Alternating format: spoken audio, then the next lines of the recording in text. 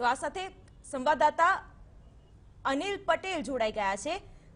અનિલ, જે રીતે આજે 15 ઉમેદવારોના નામ ગુજરાતના જાહેર કરવામાં આવ્યા છે અને કુલ મળીને 16 ઉમેદવારો હવે ગુજરાતના જાહેર થઈ ગયા છે, સૌથી વધારે બાબત એ ધ્યાન દોરે એવી છે કે રિપીટ કરવામાં આવ્યા છે।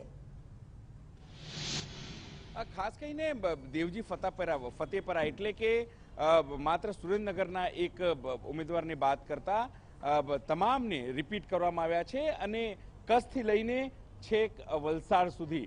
એટલે પાર્ટીએ પહેલા જે નોન કોન્ટ્રોવર્શિયલ અને જ્યાંથી પાર્ટીને સરળતાથી ઉમેદવારોની કોઈ વિરોધ નહોતો એ જે નામો છે એ જાહેર કરી દીધા છે તેવું સ્પષ્ટપણે સાબિત થાય છે।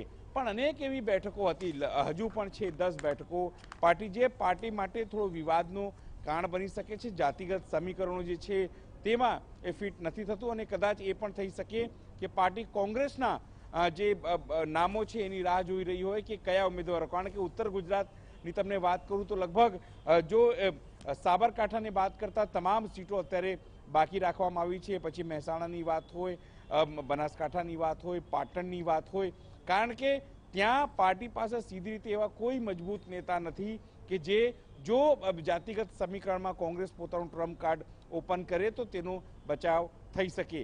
કારણ કે જે રીતે અમિત શાહને ઉતારવામાં આવ્યા છે તેનાથી પાર્ટીને અવશ્યપણે લાગે છે કે પાટીદારોનો એક ફેક્ટર જે છે તે જો મહેસાણા અને આસપાસના વિસ્તારમાં જાય તો તે નેગેટિવ પણ થઈ શકે છે। સાથે ઠાકોર આગેવાનની જો વાત કરીએ તો પાટણની અંદર પાર્ટી પાસે સીધી રીતે કોઈ એવો મજબૂત દિગ્ગજ આગેવાન નથી જે જગદીશ ઠાકોર અથવા તો જે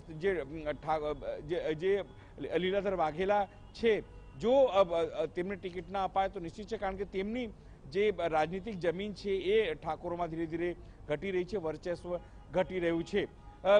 તમને દાહોદની વાત કરીએ તો નિશ્ચિત છે એવું માનવામાં આવે છે કે ત્યાં તો નામ જાહેર કર્યા છે, પણ પંચમહાલ જો આદિવાસી પટ્ટાની વાત કરી તો ત્યાં પેચ ફસાયો છે। કારણ કે જે રીતે પ્રભાતસિંહ ચૌહાણ કાલે દિલ્હી પહોંચ્યા હતા અને પોતાની નારાજગી વ્યક્ત કરી છે કે જો તેમને ટિકિટ નહીં આપવામાં આવે તો નિશ્ચિત એવું માનવામાં આવે છે કે તેમને મનાવવાની જે કામગીરી છે એ જરૂરથી થઈ રહી હોય અને ડેમેજ કંટ્રોલના ભાગરૂપે બધું સમૂહસૂત્રું થઈ જાય તો નિશ્ચિત છે કે તેના ઉપર આગામી દિવસોમાં જે ચોથી લિસ્ટ આવશે અથવા જે આગામી લિસ્ટ આવશે તેમાં નામો જાહેર કરી શકાય છે।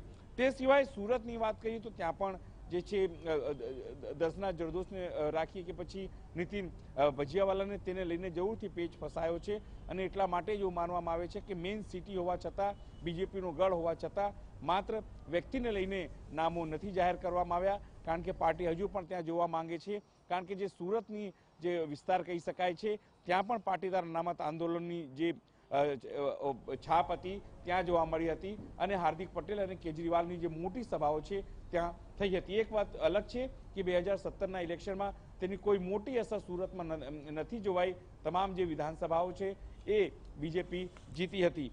સાથે આણંદની વાત કરીએ તો ત્યાં દીપક સાથી અને બકાભાઈ કહેવાય છે એ બંને, કારણ કે બંને પાટીદારોમાં કદ્દાવર નેતા કહેવાય છે। સામે ભરતસિંહ સોલંકી છે એટલે એ પણ એક મોટા કદ્દાવર। આણંદ અને ચરોતરની વાત કરીએ, મિલ્ક સિટીની વાત કરીએ તો ત્યાં છે। એટલે પાર્ટી લાગે છે કે રામસિંહ પરમાર, એટલે કે જો આ નામો હોય તો અમૂલના ચેરમેન છે રામસિંહ પરમાર, મૂળ કોંગ્રેસ અને વિધાનસભામાં તેઓ ઠાસરા બેઠક ઉપરથી હાર્યા હતા, તેમને પણ પાર્ટી લડાવી શકે છે અને એટલા માટે જ એવું કહેવામાં આવે છે કે કદાચ જો કોઈ વાઇલ્ડ કાર્ડ એન્ટ્રી થાય તો નવાઈ નહીં, એના માટેની આ જે કવાયત છે તે અંતિમ સુધી પાર્ટી જોવા માંગે છે।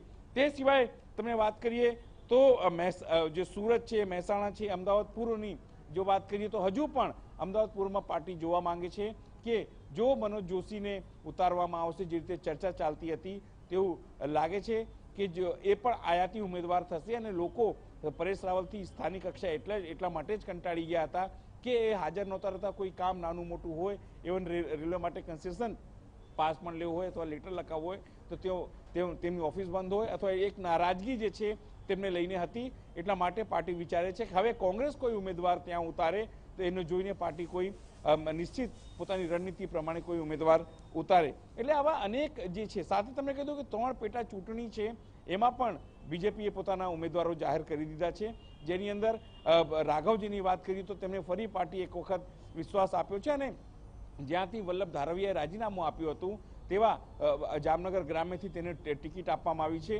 એટલે પાટીદારોને ખુશ કરવાનો પ્રયત્ન, કારણ કે એક તરફ આહિર એટલે પૂનમબેન માડમને જામનગરથી ટિકિટ અપાયું છે, તો બીજી તરફ પાટીદારોને ખુશ કરવાનો પ્રયત્ન કરાયો છે, જેથી કાલ ઉઠીને જો કોઈ એવા ઉમેદવાર જો કોંગ્રેસ હાર્દિક પટેલને ઉતારે તો પાટીદારો વિખરાય નહીં, સાથે જો વિક્રમ માડમ ત્યાંથી લડે તો પૂનમ માડમ તેમની સામે હોય. એટલે એ રણનીતિ સાથે ત્યાં પાર્ટી ઉતારી. જવાહર ચાવડાને ફરીથી ઉતારવામાં આવ્યા છે મેદાનમાં, કારણ કે એ પ્રમાણે એ જે ફોર્મ્યુલા નક્કી હતી એ ફોર્મ્યુલા માણાવદરથી તેઓ ઇલેક્શન લડશે. અને ધાંગધ્રામાં જે પાર્ટીએ સીધી રીતે વાત કરી તો જે સાબરી પુરુષોત્તમ સાબરિયા છે, જે ભલે તેના ઉપર દાગ લાગ્યો હોય, તેઓ બેલ ઉપર છે, પણ પાર્ટીએ તેમને જે વાત કરી હતી એ પ્રમાણે તેમને લઈ આવવામાં આવ્યો છે. એટલે એવું કહી શકાય છે કે જે રિપીટ કરવામાં આવ્યા છે તમામ લોકો પહેલાથી સિટિંગ એમએલએ હતા, તેમના રિવ્યુ સારા હતા. પાર્ટીએ પોતાની તરફથી જે રિવ્યુ કરાવ્યું હતું તેમાં તેમના માર્ક્સ છે એ લગભગ 10માંથી 9,